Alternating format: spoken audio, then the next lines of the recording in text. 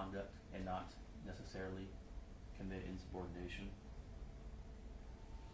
In fact, we believe the facts will demonstrate that Officer Belver never actually explicitly disobeyed any direct order given to him. Officer Belver, as you will learn, has served and in fact continues to serve in the armed forces of the United States. He understands the gravity of orders and insubordination. And he understands what it means to provide leadership to subordinates.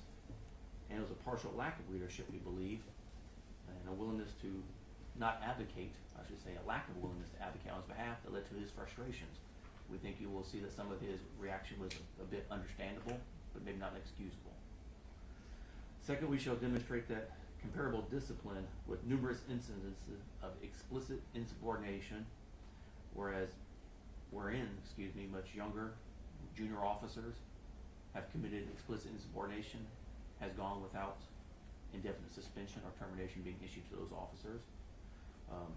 We shall provide a litany of comparable cases where officers were actually doing work on duty in patrol, engaged with the work itself, and that we believe these instances will demonstrate that the termination or indefinite suspension given to Officer Belver is disproportionate. Then if the city is ready to call its first witness. Yes, sir. Yes, sir. We'll call Sergeant Eloisa number 1.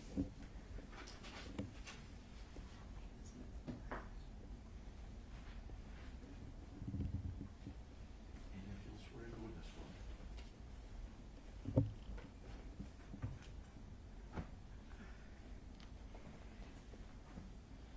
Please raise your right hand.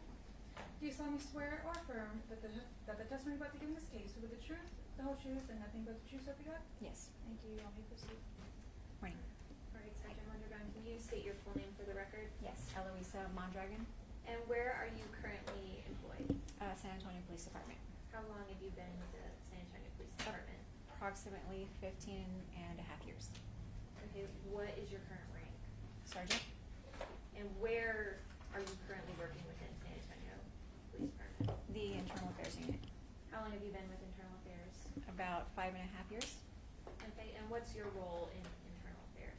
It varies, but case investigations is one of the bigger portions of my assignment there. Okay, and you mentioned you've been with SAPD for 15 years. Can you give the hearing examiner some of your background with SAPD? Yes, I went through the police academy. After graduating the academy, I came out on patrol. I was on patrol for about 6.5 years as a patrolman. From there, I promoted right around year number 6 to investigator, detective investigator. I went through the training for crime scene investigations. I went back out on patrol for about a year after promotion. I went from there to the Night Major Crimes Unit. And then I spent about a year at Night Major Crimes. I went to Special Victims following that for about a year. And then I promoted from the Special Victims Unit to Sergeant and have been at Internal Affairs since. Okay, and can you tell us what the role of Internal Affairs is generally within SAPD? Yes, we investigate various allegations and or complaints made by either internal officers, the administration, and or external citizen complaints on our officers. Okay. And as far as what you're actually investigating, is it criminal investigations or non-criminal investigations? It's non-criminal, all administrative. Okay. And in your role as an investigator, what are your duties?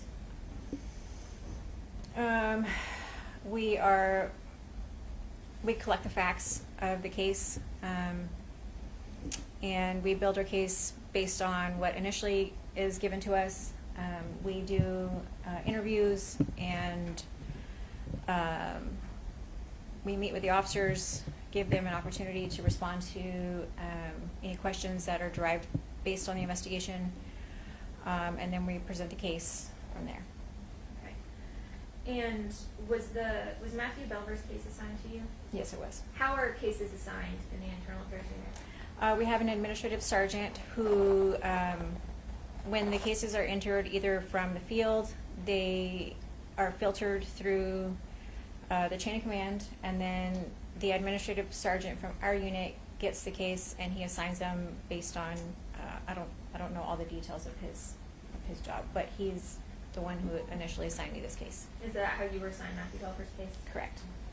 Okay, and when you initially received this particular case, what was your understanding of what this case was about? My understanding of it was that Officer Belver had some disciplinary issues that he was going through based on an order that was given to him. There were some outbursts that occurred and some, I guess, didn't follow up with requests that were made by his supervisor. Okay. And what was that based on, that initial understanding? It was based on a report that was submitted by Sergeant Bellafield, who was his direct supervisor at the time. Okay, and you kind of touched on this earlier of what your typical investigation process looks like. Is that what you did in this case? Yes, I got the literature, I did review it, and then I started from there. Okay, and so there's a binder in front of you. I want to talk about the IA file briefly. So if you could turn to Joint Exhibit 1, and you can take a moment to review it. Mm-hmm. Do you want me to go through the whole thing or just? You can kind of, I know it's long, so you just want to scan it and make sure you know what we're looking at.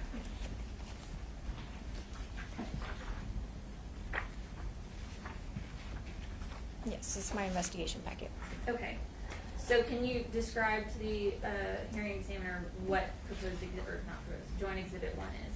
This is the investigation packet that I compiled over the course of, I think it was a year since I was assigned the case to the completion of it. Okay. And what is the right side of an IA file? The right side is the portion of the packet, my investigation packet, that gets presented to the officer and also presented to the review board once the case has been, he's had a chance to answer, and the review board actually also reviews every portion of the packet that he got. Okay. And so if you turn to SAPD 4 within Joint Exhibit 1, you there? Yes. Can you explain to the hearing examiner what SAPD 4 shows?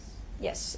Documentation of the investigation, everything from the formal complaint notice, all of the intermediate, and his response report at the very end. So it shows any documents that I compiled, any correspondence that I drafted, all of his allegations, and his respondent report. Okay. And then can you explain to the hearing examiner what the left side of an IA file is? The left side, do we have? Yes, and actually you can turn to SAPD 80. 80. The left side are documents that are compiled after the investigation is complete. It can include logs of people that read the case file before it went to the board, any notices that he was given on board dates for him to show, or his opportunity to show, and voting sheets, which are documents that are taken during the board, and they're specific to each allegation.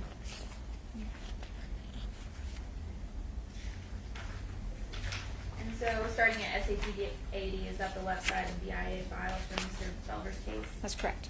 Okay, and you mentioned the board. Can you please explain to the hearing examiner what the board is? The board is compiled of civilian members and sworn members. They are chosen to review case investigations. They take the packet and then they make a determination based on each allegation. In this case, you'll see on the left side the voting sheets.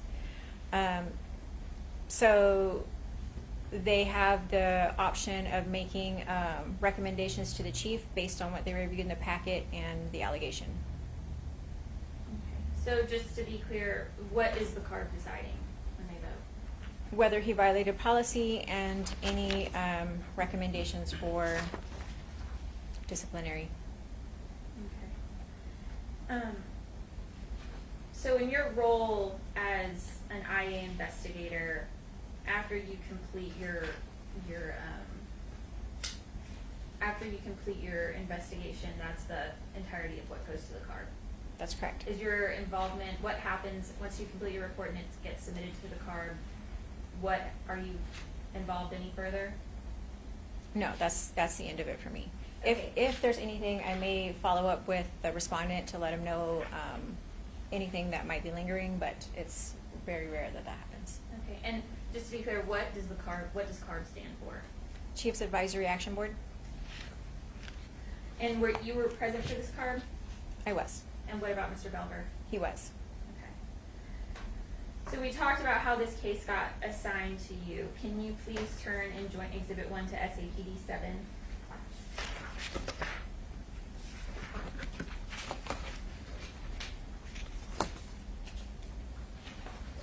Okay. Can you please tell the hearing examiner what this document is?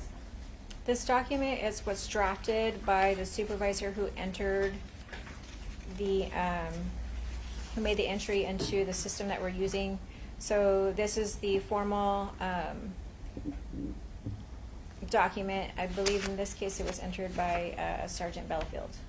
Okay. Is this a part of the literature that you receive when a case is assigned to you? Yes, it's one of the first documents that we get, yes. Okay, and you reviewed it as a part of your investigation? I did. Okay, did anything accompany this, and is this called a blue team or an IA? It's called both. Blue team is what the officers and the supervisors in the field refer it to. On our end is internal affairs. We use it. It's similar to the same system, but their blue team entry is filtered through what we call IA Pro, and this is the same document. So, yes, blue team. Okay. And besides the blue team that you received, if you could turn to document number, or SAPD 11 and join Exhibit 1. Mm-hmm. Here. Can you tell the hearing examiner what this particular document is? Yes, this is Sergeant Bellafield's report that accompanied the formal. Was this some of the first literature that you received related to this case? That's correct. Okay. And do you recall how you received this particular document? I believe that this one was actually attached to the entry that was submitted by Belfield, Sergeant Okay. Belfield. All right. And besides Sergeant Belfield's statement, if you could turn to SAPD 14.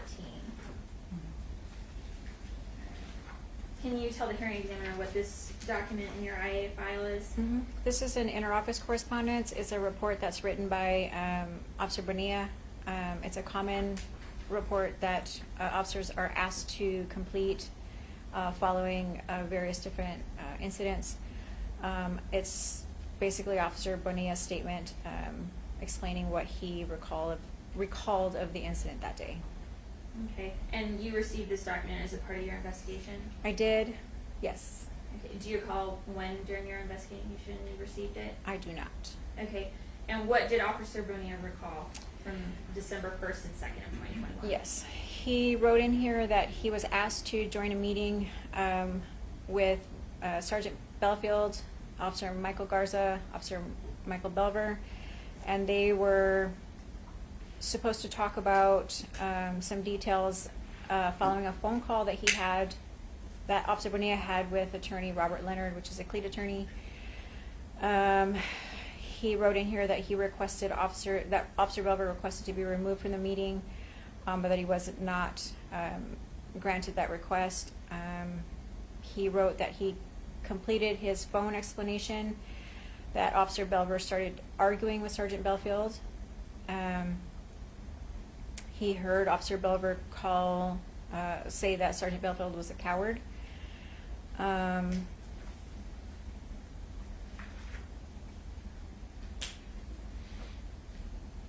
He recalled Sergeant Belfield asking if Officer Belver wanted to put that statement in writing, which he responded to with no.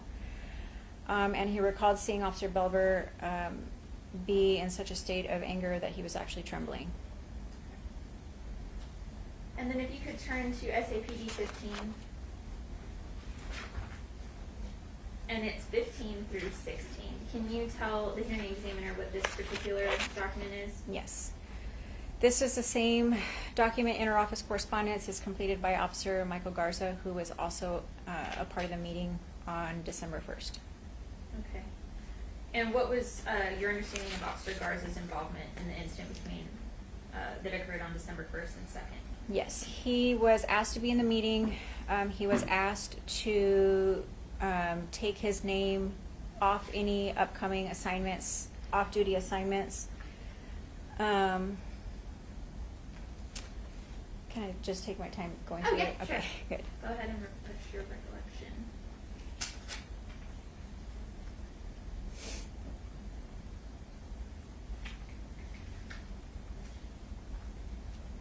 He understood that his request to take his name off the off-duty assignments was some type of punishment for him.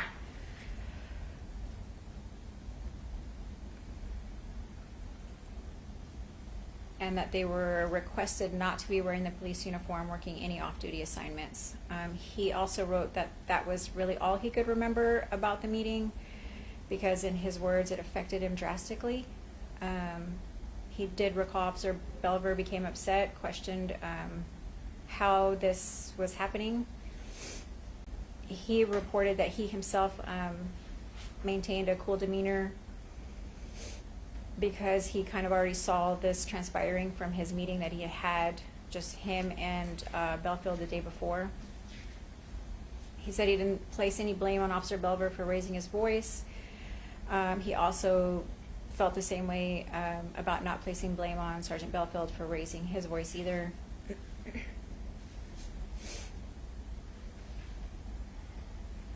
He recalled there being a second meeting on the same day. He felt like it was going to be more positive than the first one, but he learned that there was, in his terms, more bad news, and that he didn't actually want to hear it.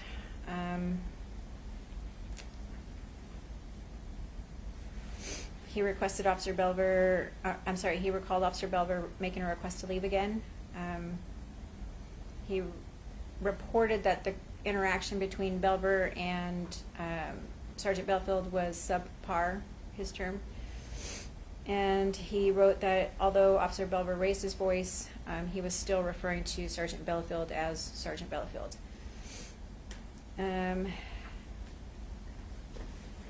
He wrote that Officer Belver is an officer in the military, and so for him personally, Officer Belver and Sergeant Belfield's voice level didn't alarm him, and that he'd been in meetings like this during his tenure on the department.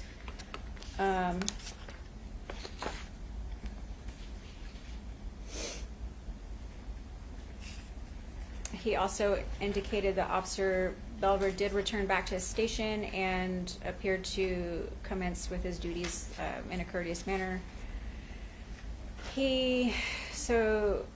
Officer Garza put that he wrote this interoffice almost 2 weeks later, and that was really everything that he could remember based on the meeting.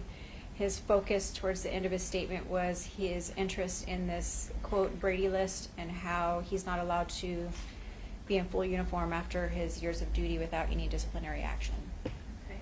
And who asked Officer Garza to draft his correspondence, interoffice correspondence? I did not. I believe it was going to be Sergeant Belfield. So you received this during the course of your investigation? I did. I just can't remember exactly at what point I got it.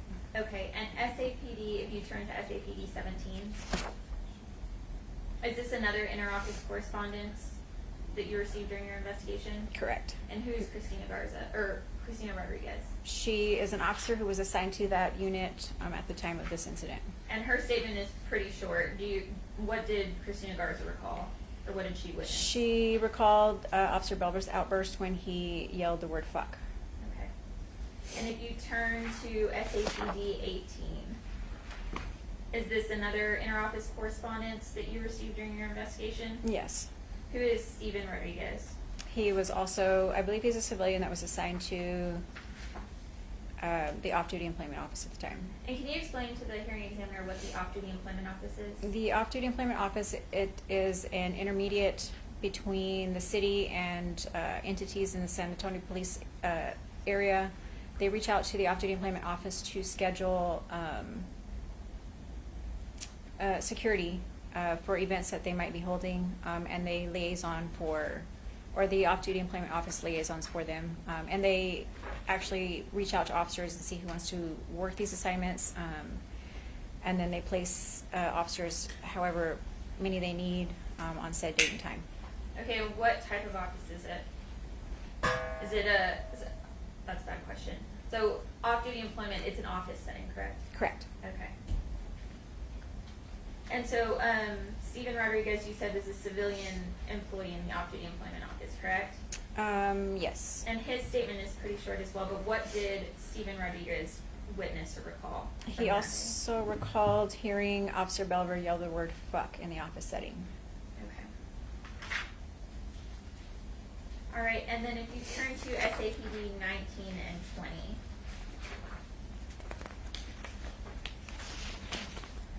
Is this another interoffice correspondence that you received? Yes. And who is Troy Ragland?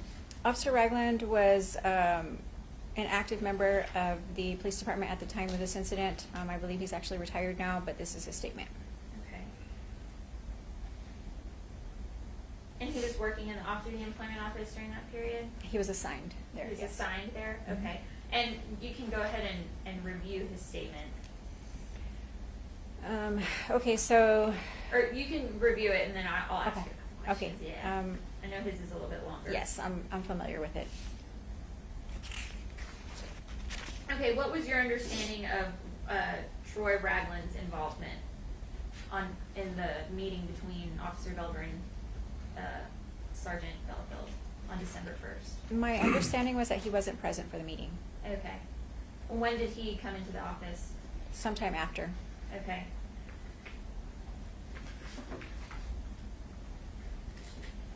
And what was was his understanding of what had happened based on what other people had told him?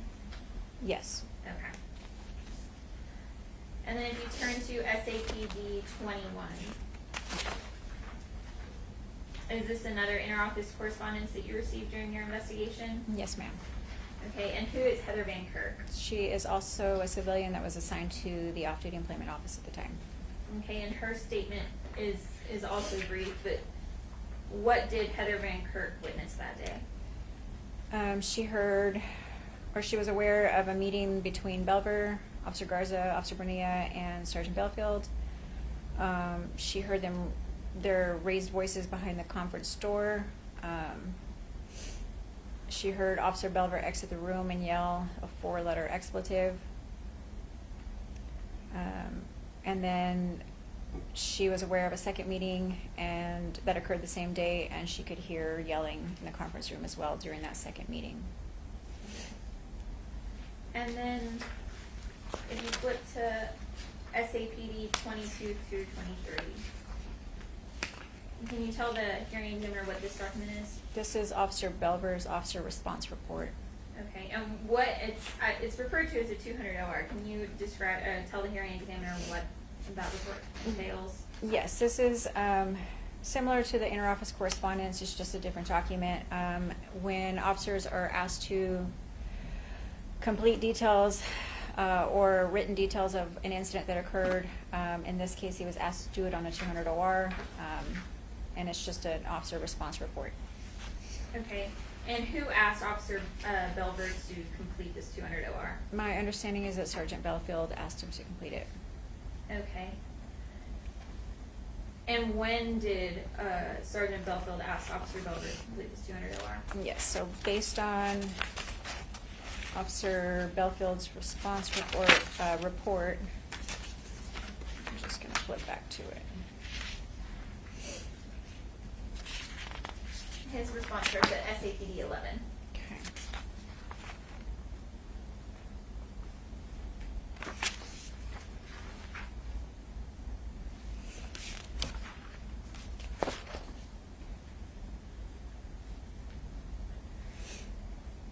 It was requested on December 2nd, 2021 at 9:41 hours. And if you look, and if you're on SAPD 12 in Officer Sergeant Belfield's statement, does he include a copy of what he requested in his statement? Yes, it appears that he cut and pasted the email and he put it into his statement. Okay. And if you flip to SAPD 13, at the very top in Sergeant Belfield's statement, can you tell the hearing examiner what is at the top of that? It's a cut and paste email from Belfield to Belver, indicating that at the time of the original email, he didn't realize that he was going to be transferred. And so he requested that the 200 OR be completed as a priority on that day. Okay. When did Mr. Belver provide his 200 OR? Officer Belver's 200 OR is dated for December 3rd, 2021. Okay. And do you recall how you received the 200 OR? I do not. But it is really common that they complete the 200 OR, submit it to their supervisor or the chain of command, and then it gets uploaded into the blue team entry. Okay. All right, and you reviewed Officer Belver's 200 OR? I did. Okay, and then what observations did you make about Mr. Belver's statement? It was contradictory to what Sergeant Belfield wrote in his. It was missing some key elements that were explained in Sergeant Belfield's. Again, it was dated on the 3rd when it was requested on the 2nd.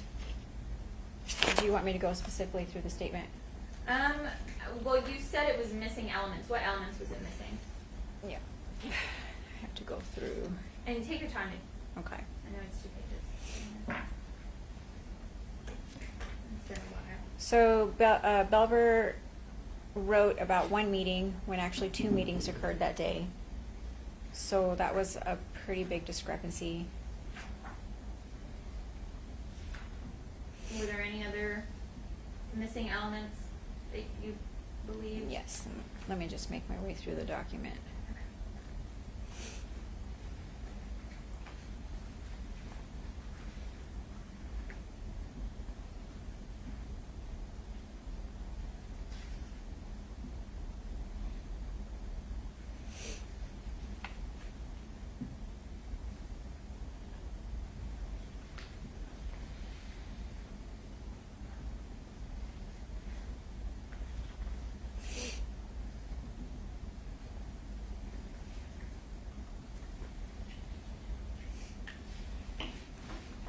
So it appeared that Belver was making demands of Belfield that were out of his purview.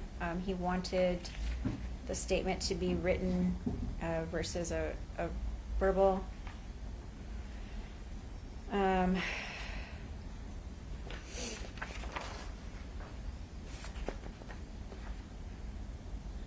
It appeared that he wasn't sufficed with just Belfield's explanation of, or explanation that he should not be partaking in any off-duty assignments.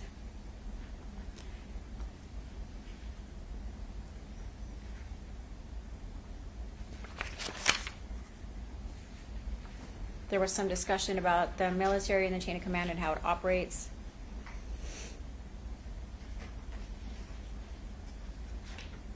And his continued demands that the statement or the order be given in writing.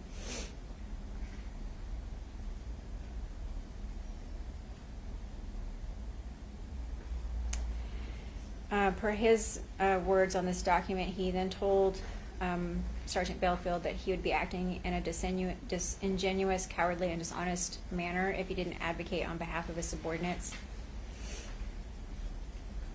Matthew Belver told Sergeant Belfield that.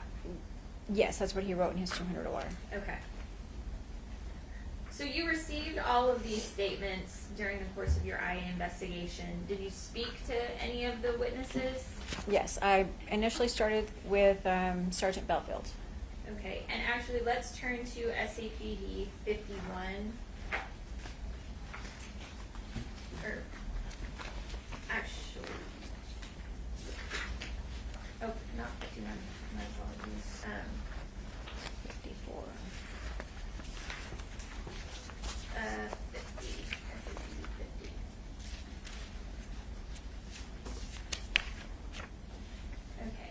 please tell the hearing examiner what this particular document is? These are non-respondent questions that I drafted for the civilian Heather Van Kirk.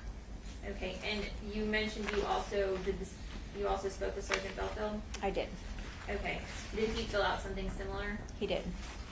Okay, and if you look at SAPD 53, is that the non-responding officer report by Sergeant Belfield? Correct.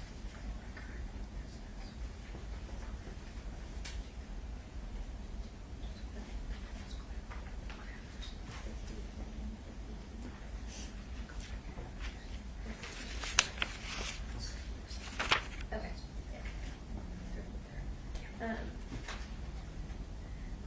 Okay, and so if we look at Sergeant Belfield's statement, what day did you speak with Sergeant Belfield? I spoke with him on February 1st, 2022. Okay, and when you spoke with Sergeant Belfield, why did you speak with Sergeant Belfield for a second time, or for a first time? Yeah, so his report that was accompanying the Blue Team entry, I just wanted some clarification on some of the things he wrote in his report. Okay, and as a part of his non-responding officer report, Sergeant Belfield indicated on the first page that he read and understood Rule 3.02, truthfulness of members. Correct. Okay. And did Sergeant Belfield's non-respondent officer report clarify his initial written report? It did. Okay.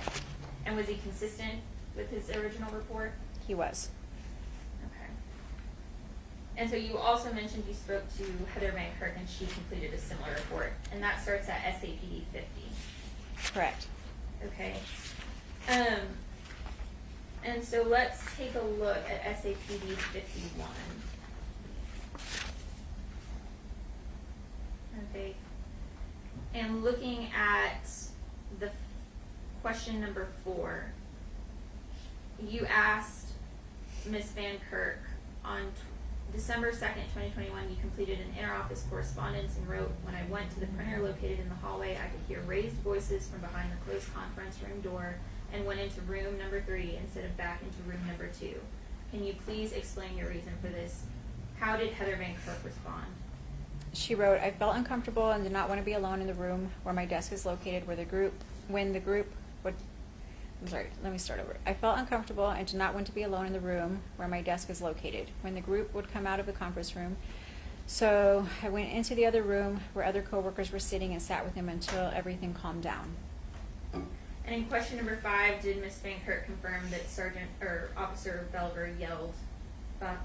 Yes.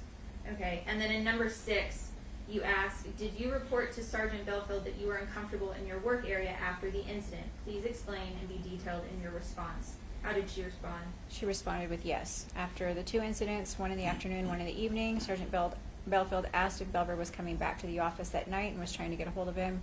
I told Sergeant Belfield that if Belver was coming back that night, I would want to leave before he came back, and he understood and told me that he would send me home if he did come back. You asked a follow-up question. Did you leave your work area because you were uncomfortable due to Officer Belver's outburst? Please explain and be detailed in your response. How did she answer? Yes, her answer was, I left the room where my desk is located because I was uncomfortable with the entire situation and wanted to avoid being in the immediate area. Okay, and besides following up with Sergeant Belfield and Heather Van Kirk, were there any other individuals besides Officer Belver that you spoke to? No. Okay. All right, so ultimately, Mr. Belver was allocated for 6 rule violations, correct? Correct. Okay, and who developed those allegations? I did. Okay, who makes the decisions as to what allegations come from an IA investigation? I do. In this case, I did. It's not uncommon for us to speak to other seasoned investigators and or command staff, in this case my lieutenant or my captain, for direction if it's needed. In this case, these were my allegations. Okay, so you independently drafted these? I did. Okay. Do they ultimately get sent up the chain of command for approval? They do. Okay. No, so no one instructed you on how to draft these particular allegations? No, ma'am. Okay. And so let's take a look at, we'll go to your report at the front of your IA file. So it starts at SAPD 1.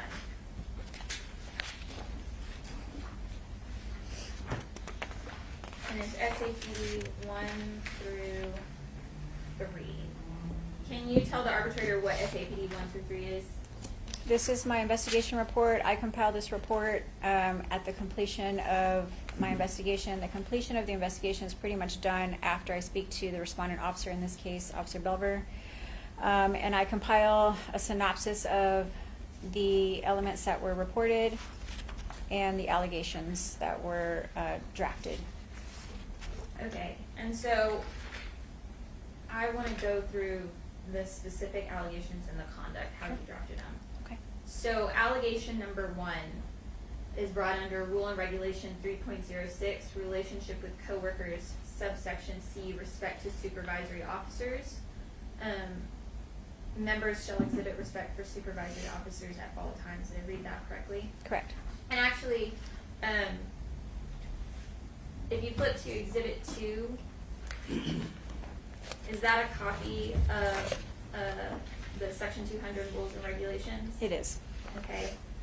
And if you'll go to Regulation 3.06, that is on 618. If you look at the base labels in the bottom, 618 and 619. Okay. Did you pull these rules and regulations for the allegations straight from the general manual? I did. And can you please tell the hearing examiner what the general manual is? The general manual is a compilation of different rules and regulations that the department has drafted or compiled. They're a good guide for officers to follow for conduct, behavior, and handling situations, whether they're personal, on duty, or off duty, and there are various policies. They're actually obligated to follow the rules and regulations, correct? Yes. Okay. And violating one of those, is that what leads to potential discipline? Correct. Okay. So 3.06 is respect to supervisory officers. You pulled that from what is Exhibit 2, correct? Correct. Okay. And if you can go back to your report at SAPD 2. What was allegation 1?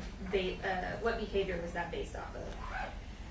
Allegation 1 surrounds Officer Belver raising his voice. Okay, so these were reports made by Sergeant Belfield, but the allegation surrounds the reports that were made by Belfield that Belver was inappropriate when he raised his voice, spoke over him in an aggressive, elevated tone, questioned his order, stated that Sergeant Belfield opens cans of worms and that he should just let it be. Sergeant Belfield's report that Officer Belver responded to him with, "Are we done here? I don't need to listen to this anymore." And the allegation surrounds, the allegation surrounds the administration alleging Officer Belver's behavior and responses to Sergeant Belfield were disrespectful when he raised his voice. Yeah. All right, and then moving to allegation 2. It's brought under section Rule and Regulation 3.06, relationship with coworkers, subsection C, respect to supervisory officers. So is this different conduct is also a violation of the same rule? Correct. Okay, and what was the basis for allegation number 2? Sergeant Belfield's report that Officer Belver repeatedly accused him of being a coward for not demanding the information in writing. And then allegation number 3 is brought under General Manual Rule and Regulation 3.04, responsibility to serve the public, subsection C, conduct and behavior.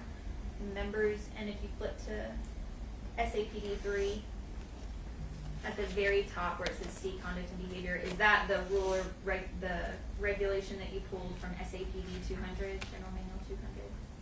Oh, I'm looking at, yeah, I was looking at 3. Oh, no, that's So, okay.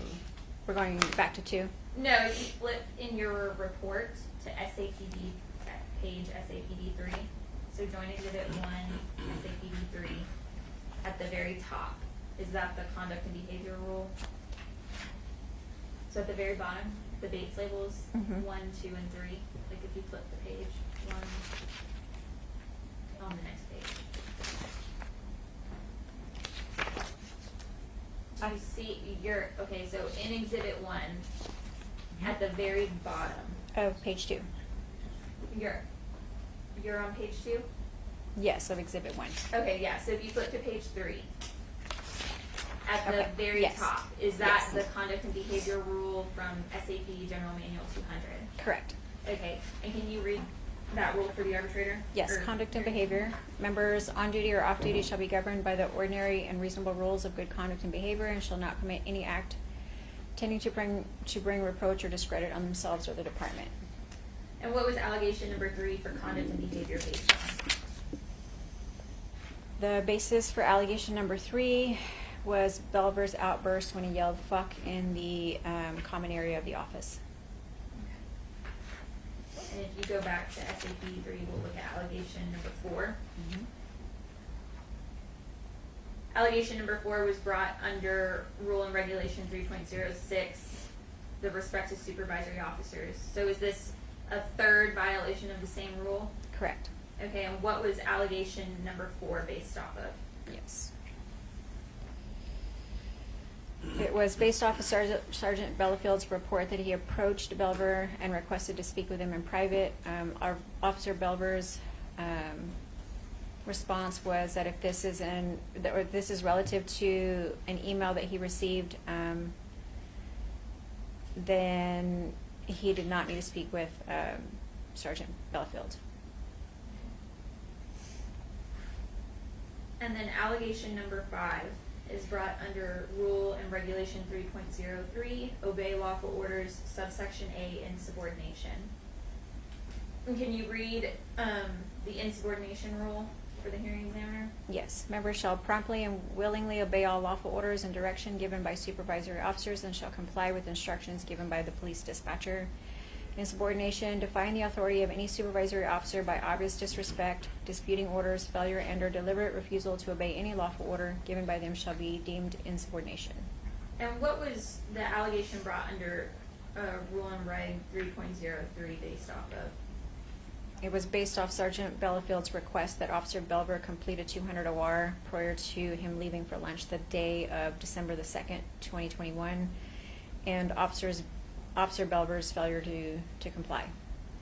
All right. And then the last allegation is brought under Rule and Regulation 4.16, absence from assignment. Okay. And if we flip to join Exhibit 2 in that binder, and go to SAPD 628, it should be Rule and Regulation 4.16.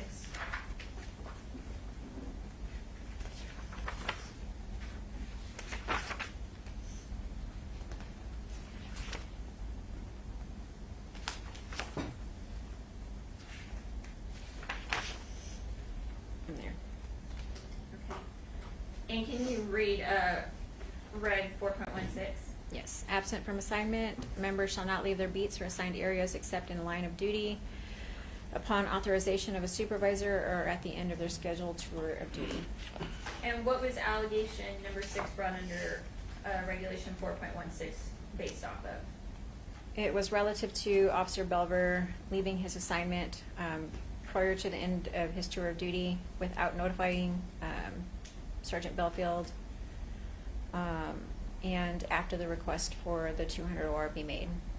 Okay. And so you drafted these allegations, correct? That's correct. Okay, and you mentioned earlier that you have an opportunity, or the responding officer has an opportunity to respond to these allegations. That's correct. Okay, and did you speak with Officer Belver He did. regarding these allegations? I did. Okay, and if you go and join Exhibit 1, starting at SAPD 59.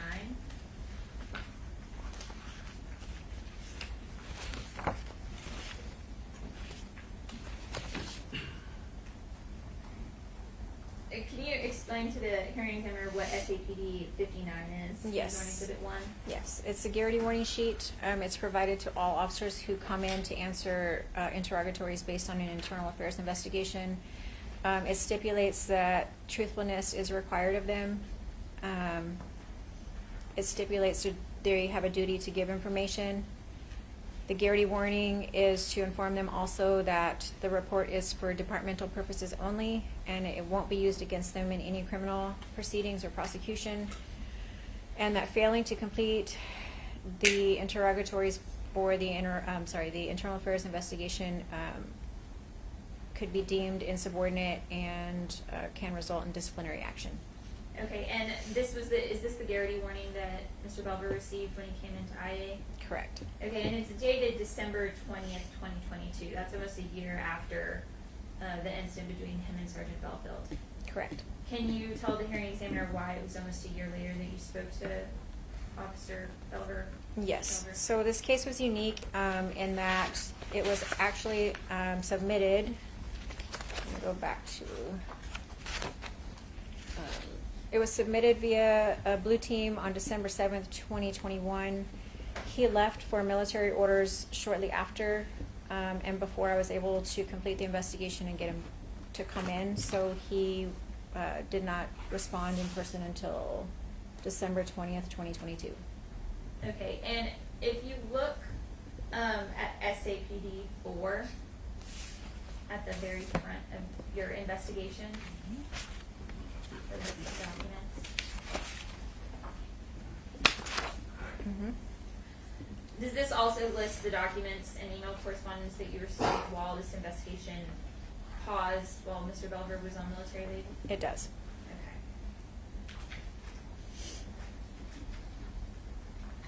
Okay. And for the record, those documents appear starting at SAPD 24 and go all the way through SAPD 49. If you flip back to his Garrity warning at SAPD 59, right there.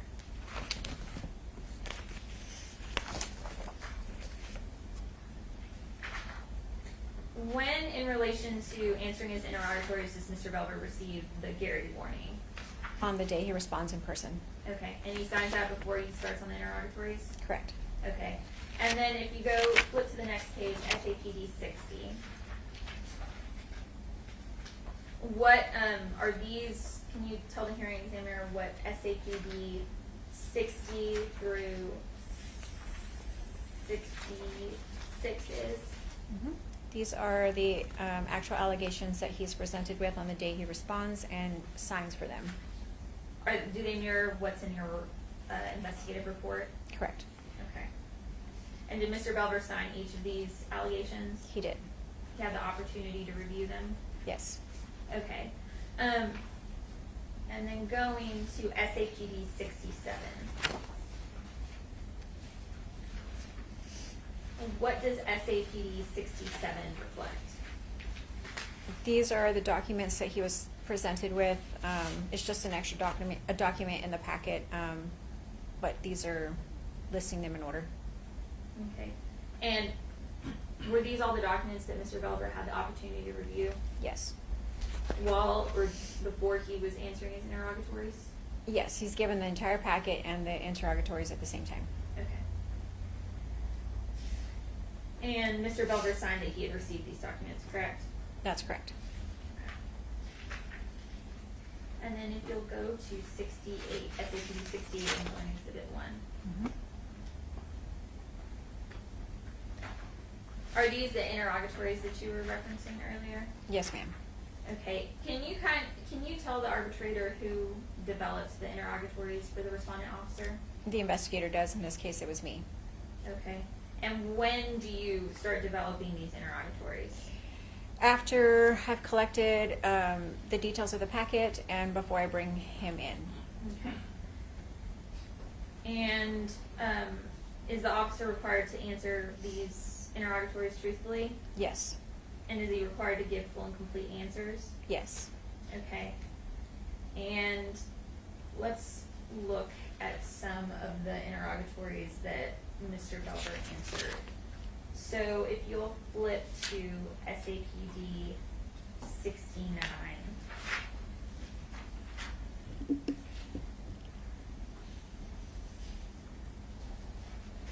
Number 8. You can take a minute to review it.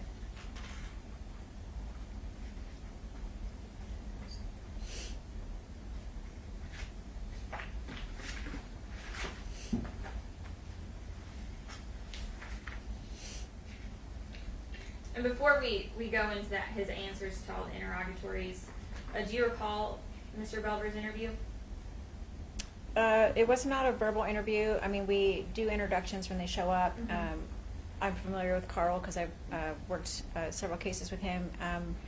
But it's a brief verbal introduction, and then the interview consists of this document. Okay, and who was present during his filling out these interrogatories? Myself, Carl, and him.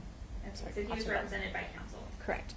Okay, did he have at least 48 hours notice ahead of answering these interrogatories? Yes.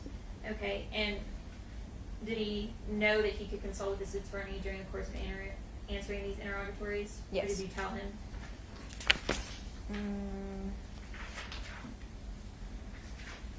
One of the questions in the interrogatories is your attorney present, so it was unknown.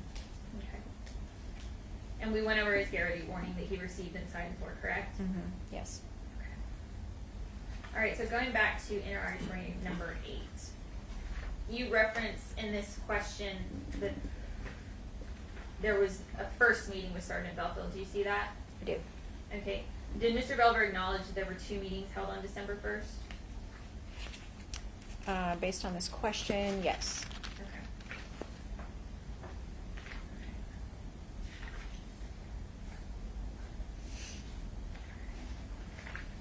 And then if you'll turn to SAPD 70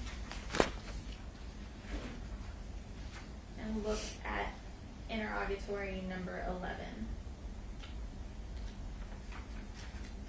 You asked, did you blame Sergeant Belfield for the situation? Please explain and be detailed in your response. And how did Officer Belver answer? He wrote, I did not blame Sergeant Belfield for the situation. I did, however, question his unwillingness to request in writing my relegation of administrative duties. I also question his unwillingness to inquire on behalf of his officers and the substance and motivation behind his verbal order.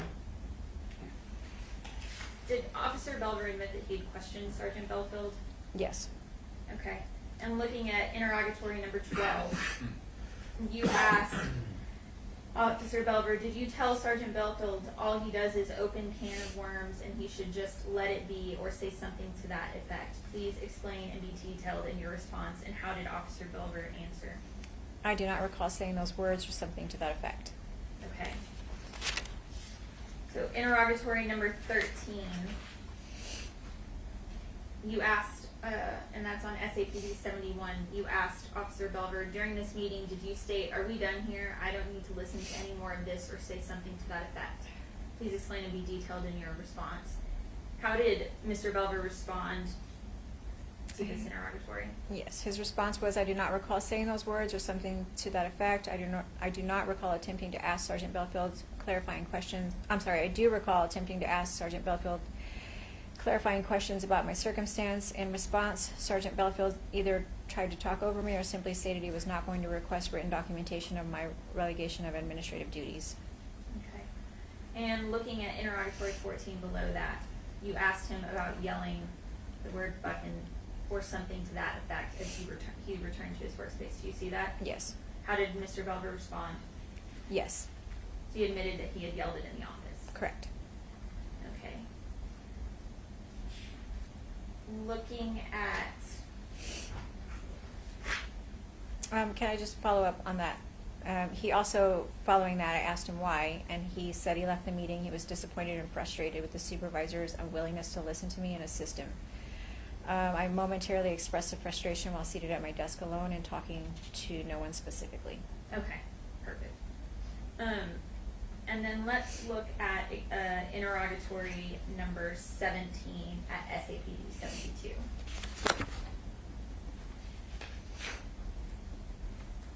So you asked, during a second meeting on December 1st, 2021, Sergeant Belfield reported you repeatedly accused him of being a coward for not demanding the information in writing. Did you repeatedly accuse Sergeant Belfield of being a coward for not demanding the information in writing? Please explain and be detailed in your response. How did Officer Belver respond? His answer was, during the second interaction, I did not accuse Sergeant Belfield of being a coward. I stated that my military experience has shown me that an unwillingness to fervently advocate for subordinates is a cowardly act. And then interrogatory number 18. You reference his 200 OR report. Mm-hmm.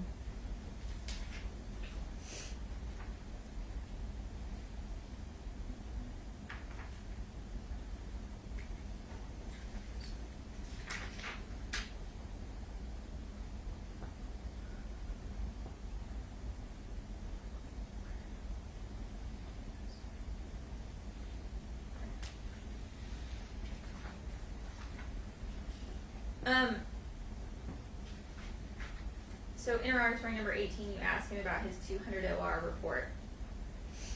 You state you ask in the 200 OR report you completed on December 3rd, you reportedly told Sergeant Belfield he was acting in a disingenuous, cowardly, and dishonest manner, or he did not advocate, if he did not advocate on behalf of his subordinates, and at a minimum request written notice clarification.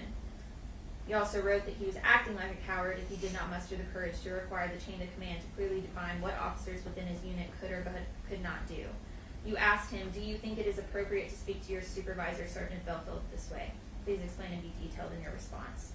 How did Officer Belver respond? His answer stated, the manner in which I encouraged Sergeant Belfield to recognize his duty as a caretaker of other officers was not professional.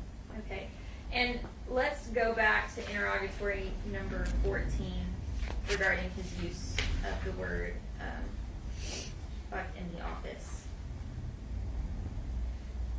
At the bottom, you asked him whether or not he believed it was appropriate to be appropriate behavior in the workplace. How did he respond?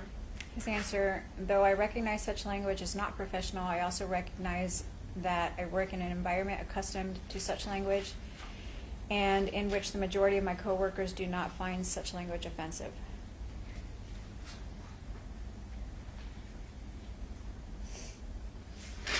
And turn to SAPD 73. Interrogatory 20. You asked Sergeant Belfield about an email sent by you asked Sergeant Belver, or Officer Belver, about an email from Sergeant Belfield sent at 9:41 on December 2nd, 2021, regarding completion of the 200 OR. Do you see that question? I do.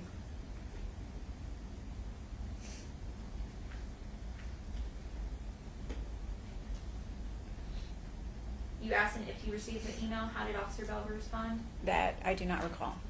Okay.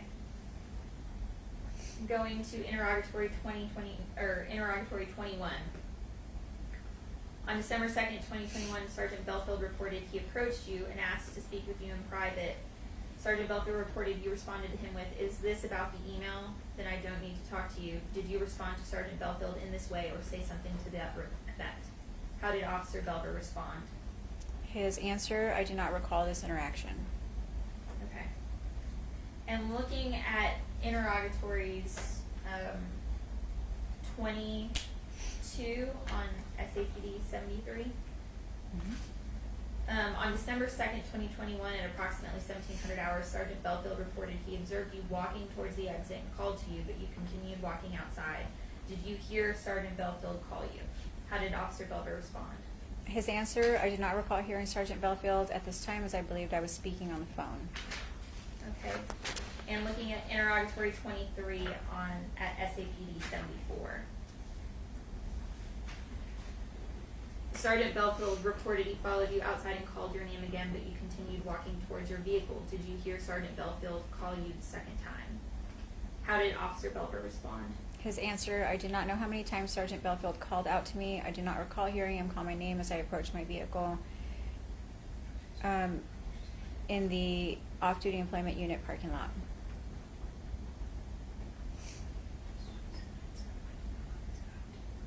Oh, I'm sorry. Yes. Let me read that. Answer. I do not know how many times Sergeant Belfield called out to me. I do recall hearing him call my name as I approached my vehicle in the off-duty employment unit parking lot. Okay. And then.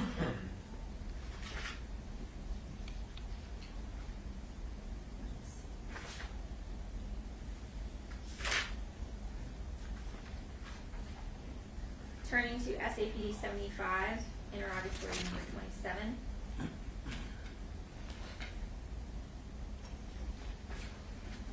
Sergeant Belfield reported he received a phone call from you at approximately 19:30 hours, at which time you said you had him on speakerphone and had a witness, so he couldn't accuse you of anything.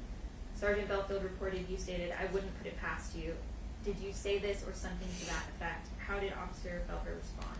His answer, I do not recall stating anything similar to the above listed statement. Okay. And number 29, you asked Officer Belver, did you understand Sergeant Belfield was still your immediate supervisor on the evening you stated you began experiencing mild COVID symptoms? Yes. Okay. And interrogatory number 30, you asked Officer Belver, did you tell Sergeant Belfield you would not tell him the outcome of your COVID test once you received them? Please explain and be detailed in your response, and how did he respond? His answer, I do not recall telling Sergeant Belfield I would not inform him of the outcome of my COVID-19 test. And then turning to SAPD 76, interrogatory number 31. You asked Officer Belver during the phone call with Sergeant Belfield, when Sergeant Belfield asked you about the 200 OR report, did you respond by saying he would get it sometime, or did you say something to that effect? How did Officer Belver answer? Yes, his answer, I do not recall being asked that question.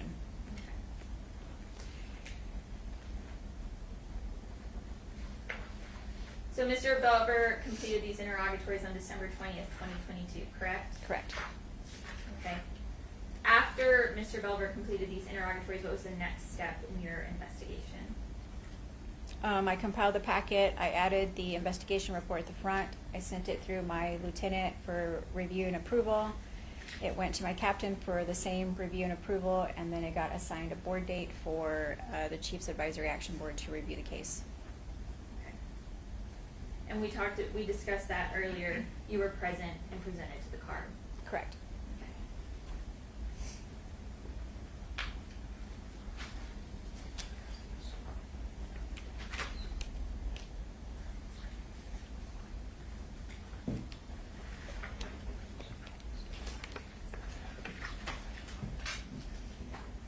We'll pass the witness.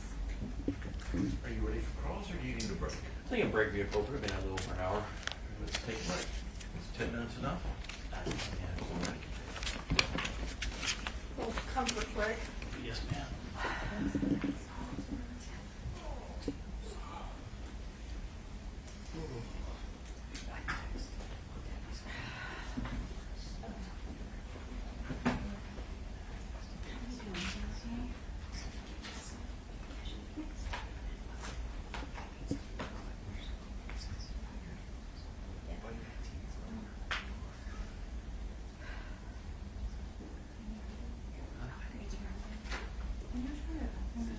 Yes. Was it here? Was it 10:42 star? 10:42 star. Okay. I don't know. I need to go to. When is Chief coming? He is coming probably after lunch at this point. Chief Ramos should be next.